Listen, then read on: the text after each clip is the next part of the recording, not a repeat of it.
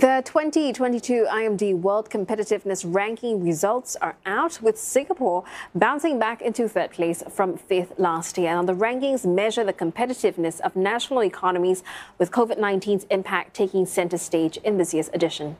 Well, the rankings showed how differing pandemic policies have helped or hindered economic recovery.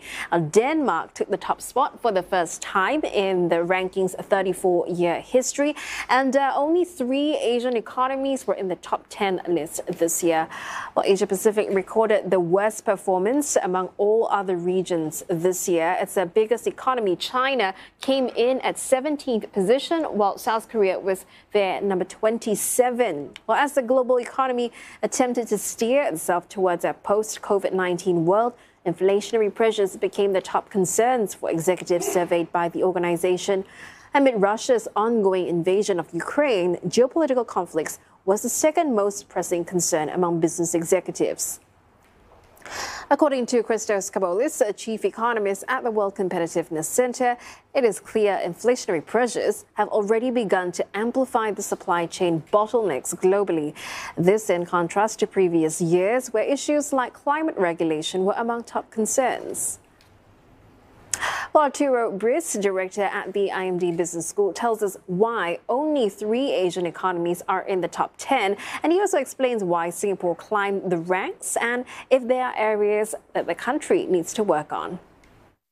Interesting to know that because our ranking measures the relative recovery, if you want, in 2021 relative to the previous year from the pandemic. And unfortunately, the Asian economies, starting with China, but many other countries, Japan, South Korea, Singapore, they followed isolation lockdown strategies that lasted for longer than, for example, they lasted in Western Europe or in the United States. And that's why you see this underperformance in 2021. The economies in these countries suffer more.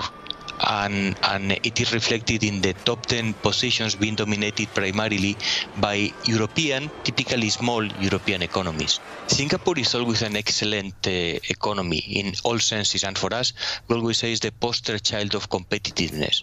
Consider competitiveness as prosperity and the ability to generate quality of life for citizens, employment, jobs, tax revenues.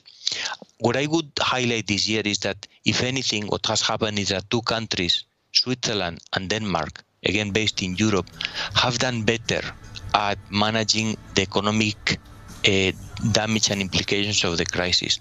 Denmark in particular has played very strongly on digital transformation, as Singapore does, but even more strongly on sustainability, which I think is the only weakness that one can highlight about Singapore.